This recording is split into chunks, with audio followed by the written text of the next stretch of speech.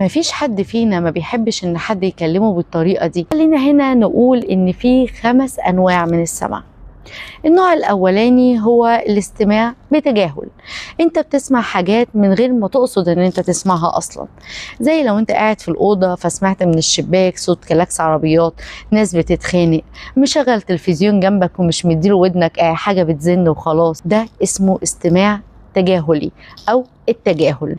في ناس للأسف بتسمع الناس اللي حواليها بطريقة التجاهل. تاني نوع من أنواع الاستماع هو الاستماع التظاهري، اللي هو أنا قاعدة قدامك ومحسساك إن أنا سامعاك وبحاول أتفاعل معاك، بس في الحقيقة أنا مش سامعة أي حاجة.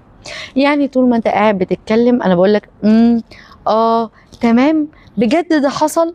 بس انت لو جيت سألتني كمان 3 ثواني احنا كنا بنتكلم في ايه، والله ما هفتكر ان انت كنت بتتكلم اساسا، مش هفتكر ان انت كنت بتتكلم في ايه.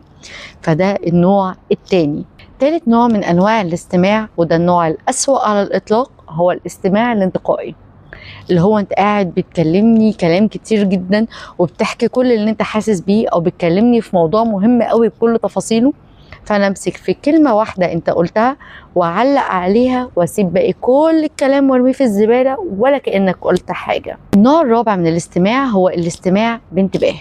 يعني انت جيت تحكي لي على مشكله فانا سمعتك كويس جدا، او بتحكي لي على اي حاجه انا سمعتك كويس جدا وفهمتك وبدات احلل الكلام اللي انت قلته لي وبدات ارد عليك او انصحك لو انت بتكلمني في مشكله. في ناس كتير بتشوف ان ده احسن نوع من انواع الاستماع.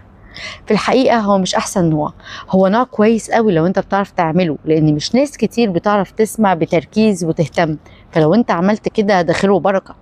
بس لو أنت عايز تسيب أثر في حياة الناس بجد لازم تعمل النوع الخامس، وهو الاستماع العاطفي أو الاستماع بتعاطف.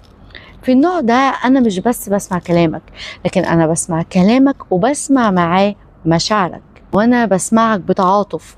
هتلاقيني بقولك ايه ده، كل ده حصل بجد، الله يعينك على اللي انت شفته، انا حاسه بيك على فكره وفاهمه كل كلمه انت بتقولها.